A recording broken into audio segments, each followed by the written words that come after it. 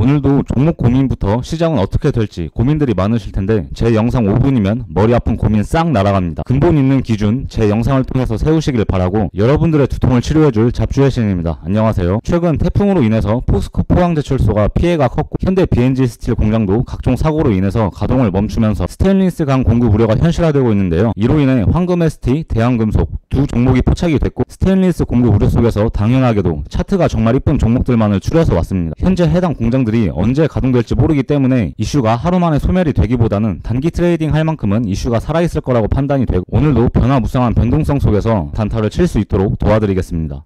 간단하게 무슨 기업들인지 확인을 해본 이후 차트 분석을 빠르게 해보도록 하겠습니다. 황금ST는 철강 부문과 건설 부문을 영위하고 있는 회사이고 대한금속은 46년간 스테인리스 하나만을 제조해온 기업입니다. 두 기업 다 재해로 인해서 수혜를 받는 종목으로 많은 종목 중에서 차트가 정말 좋고 이제부터 각 종목들의 차트를 세심하게 분석할 건데요. 그 전에 구독과 좋아요를 하시면 더욱 다양한 정보를 알아갈 수 있으니 꼭 좀 부탁드리겠습니다. 먼저 황금ST의 월봉 차트인데 차트를 보시면 고점이 낮아지고 있는 쌍봉 패턴이 보이고 있습니다. 패턴상으로는 썩 좋은 모습은 아니지만 그래도 이슈가 살아있고 차트가 좋기 때문에 최근 시점의 차트를 보시면 단기적으로 바닥을 형성한 이후에 이 거래량이 없는 음봉을 3개월에 거쳐서 다 잡아먹는 모습이 보이고 있는데요. 거래량이 없는 음봉 같은 경우에는 매물을 소화시키면서 올라갈 수 있지만 이 음봉 속에서는 주가가 빠지고 있는 추세이기 때문에 주가를 잘 관찰하시다가 주요 지지선으로 작용할 만한 이평선들을 깨고 주가가 내려간다 그러면은 아무리 거래량 없이 빠지더라도 우선은 대응을 바로 하셔야 됩니다. 추후에 이렇게 이 음봉을 잡아먹으면서 올라갈지 안 올라갈지는 불확실성이 크기 때문에 주가가 이렇게 빠지고 있는 국면에서는 대응을 바로바로 하셔야 되고 손절을 한 다음에 이렇게 바닥 구간에서 다시 재진입을 하시던지 아니면은 다른 종목으로 갈아타야 됩니다. 거래량 없이 빠진다고 해서 무작정 가만히 기다렸다가 언젠간 본전은 할 수 있겠지라고 생각하시면 안 됩니다. 차트를 마저 보면은 음봉을 다 잡아먹긴 했지만 시가 부분 근처에 있는 매물들을 소화하고 있는 과정이라고 판단이 됩니다. 현재 주가 바로 위에 이평선들이 없어서 매물 구간이 없어 보이지만 이 음봉 시가 부분에서 매물 구간을 찾을 수가 있고 이어서 주봉 차트 또한 현재 주가 위에 매물 구간이 없어 보이지만 9,150원 전후에서 저항 라인이 보이고 이 9,150원 전후 구간을 급락하기 이전에 돌파를 못하고 낙폭이 확대된 모습을 확인해 볼 수가 있는데요. 또한 이번 주 캔들을 보시면 이번 주 변동성이 상당히 컸으나 밑꼬리 부분에서 이렇게 매수세가 크게 받쳐주는 것을 확인해 볼 수가 있습니다. 현재 가격으로부터 9,150원까지 대략 5% 정도 상승 여력이 남아있는 차트이고 드디어 이제 일봉 차트인데 오늘 시장 환경이 받쳐주면서 기준봉을 또 알차게 세운 모습을 확인해 볼 수가 있습니다.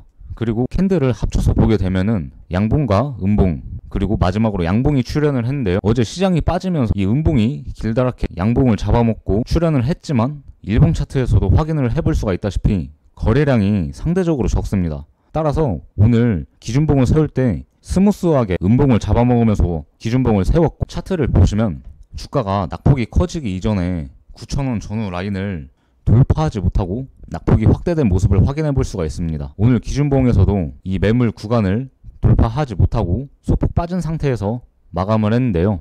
진입 타점으로는 이전 캔들의 고점인 8,610원 전후에서 잡아볼 수가 있고 손절 구간은 어제의 음봉 캔들의 시가 부분인 8,400원에서 잡아볼 수가 있겠습니다. 목표 가격으로는 승률을 높이려면 오늘의 종가 근처인 8,750원부터 익절을 하시면 될 것 같고 수익률을 높이고 싶으면 오늘의 종가와 고가의 중간 부분인 8,900원부터 익절을 하시면 되겠습니다. 그 다음으로 대한금속의 월봉 차트인데요. 와 보시면은 정말 지독할리만치 고점 이후 낙폭이 커진 다음에 바닥 국면에서 변동성이 상당히 적은 종목입니다. 최근에 19년도에 한번 변동성이 커진 이후 다시 낙폭이 커지고 20년도부터 최근까지도 차트를 이제 가까이서 보면 또 다르겠지만 긴 시간을 놓고 봤을 때 변동성이 상당히 정말 제한적인 종목이고 놀라운 것은 또 이렇게 바닥 국면에서 거래량이 상당히 많은 점이 특징이라고 판단해 볼 수가 있고 차트를 가까이서 봐보면은 매집이 상당히 알차게 되어 있다고 판단을 할 수가 있습니다.